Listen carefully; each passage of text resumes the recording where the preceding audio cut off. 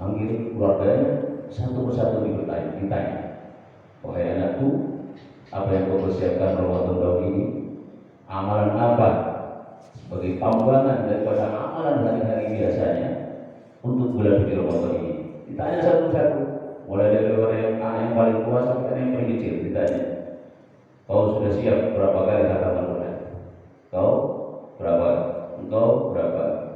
Malam untuk tarawih sudah siap untuk menjaga sholat tarawih? Bukan hanya 20 rakaat. Mereka menanya, beliau bertanya, kau nanti akan tarawih di mana saja? Di masjid ini, di masjid Al-Idrus, di masjid ini. Jadi tarawihnya mereka bukan satu masjid. Habis selesai 20 rakaat di masjid ini pindah ke masjid yang lain sampai 3 masjid.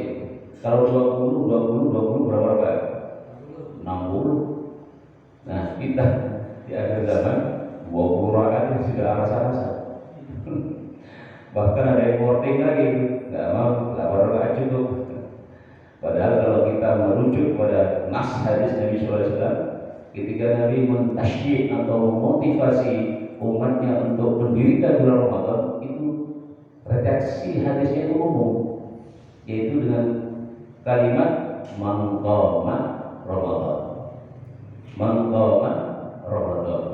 Barang siapa yang mendirikan malam-malam bulan Ramadan. Jadi kata ulama, qama di sini adalah mendirikan dengan sholat tarawih. Apakah Nabi menyebut jumlah rakaat di sini? Tidak. Kemudian prakteknya Rasulullah melakukan sholat tarawih seperti apa? Nabi melaksanakan sholat beberapa rakaat saja. Setelah diikuti oleh para sahabat beberapa malam saja. Disebut riwayatnya itu bid'ata layali. Bid'ata layali itu artinya hanya beberapa malam, 1, 2, 3 malam. Lepas itu Nabi tidak keluar lagi dari rumahnya. Kata para sahabat begitu semangatnya setelah mendengar Rasulullah mengatakan mangkaba, barang siapa yang menghidupkan di malam bulan Ramadan, maka diampuni dosa-dosanya yang telah lalu. Nah, diampuni dosa-dosa yang telah lalu artinya apa di sini? Sejak kapan diampuni dosa itu? Sejak kita balik sampai saat kita umur saat ini. Dihapus dosanya, dihapus, diampuni oleh Allah dengan catatan bisa menghidupkan malam-malam Ramadan dengan sholat tarawih, dengan sholat sunnah. Yang dimaksud di sini sholat tarawih, karena sholat tarawih hanya khusus di bulan Ramadan. Tapi kalau sholat lain, duha, witir, tahajud di luar Ramadan juga ada. Tapi sholat tarawih tidak ada kecuali di bulan Ramadan. Dalilnya mana? Ini mangkaman. Dan itu umum, tidak tertentu rakaatnya. Setelah Rasulullah SAW tidak keluar dari rumahnya, para sahabat begitu menunggu lama di luar, di luar rumah Nabi. Karena rumah Nabi itu dengan masjid Nabi itu kumpul.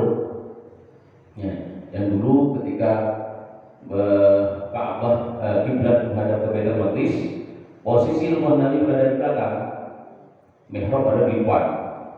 Tapi pada saat tahun 2 Hijriah berubah arah kiblat sehingga mihrab berada di samping rumah Nabi seperti yang kita saksikan sekarang. Nah, Rasulullah SAW ketika ditunggu oleh para sahabat, karena bulan suci puasa Ramadan ini diwajibkan tahun ke-2 Hijriah, persis diwajibkan perubahan arah kiblat, yaitu juga tahun 2 Hijriah, tapi lebih dulu perubahan arah kiblat. Berarti rumah Nabi sudah berada di samping mihrab. Nah, para sahabat menunggu Rasulullah SAW. Menunggu kapan Nabi keluar lagi ingin berjemaah sholat tarawih. Ditunggu.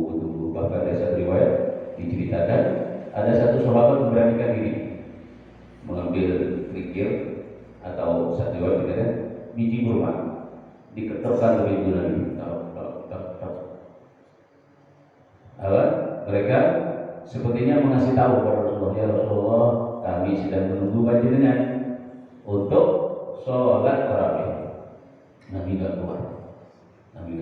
Akhirnya begitu setianya para sahabat menunggu Rasulullah, Nabi keluar. Apa kata Nabi?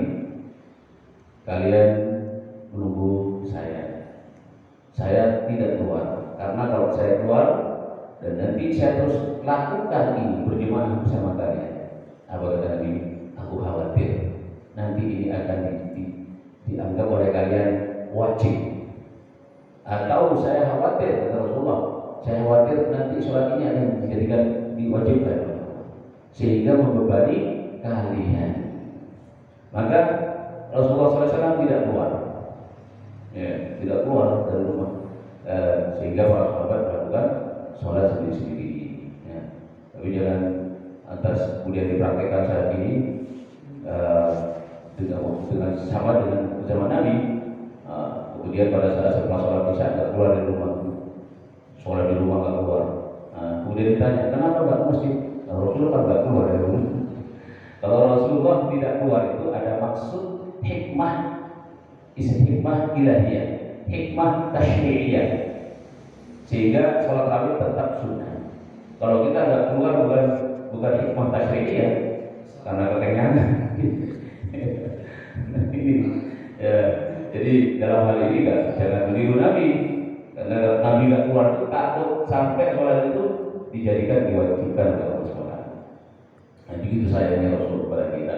Itu hanya dilakukan waktu berjemaah bersama para sahabat hanya beberapa waktu saja, tidak ada daya saja. Sehingga para sahabat kemudian melakukan sholat tarawih sini di rumah, ada di masjid, di pojok sana, di pojok sini. Sampai kapan itu? Pada era Sayyidina Abu Bakar As-Siddiq masih dilakukan seperti itu. Kemudian pada awal-awal era Khalifah Sayyidina Umar Ibn Khattab pun juga dalam keadaan masih seperti itu.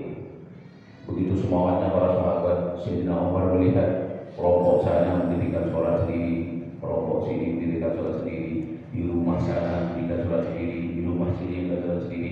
Akhirnya Sayyidina Umar khawatir, ini nanti jangan-jangan terjadi persaingan. Masing-masing kelompok mengaku dirinya paling bagus, paling banyak rokaatnya. Akhirnya Sayyidina Umar prihatin. Kemudian Sayyidina Umar berinisiatif, ini harus disatukan ini, bahaya kalau dibiarkan terus. Ya, akhirnya Sayyidina Umar menunjuk Sayyidina Ubay bin Ka'ab. Sayyidina Ubay bin Ka'ab adalah seorang sahabat yang bagus bacaannya, ya, masya Allah Al-Quran. Kemudian ditunjuk oleh Sayyidina Umar bin Khattab menjadi imam salat, dan dimulailah salat sebanyak 20 rakaat.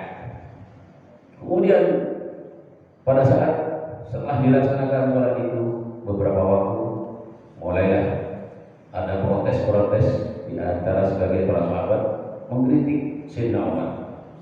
Wahai Amirul Mukminin, kenapa panjenengan berani-beraninya melakukan sesuatu yang tidak dilakukan oleh Rasulullah? Nabi tidak pernah lakukan itu. Bahkan Nabi tidak keluar dari rumah. Kenapa sampai lakukan? Nah, di sini ada orang jemaah. Akhirnya Sayyidina Umar bin Khattab mengatakan, sama kalimatnya, itu bid'ah, tidak pernah dikerjakan oleh Nabi.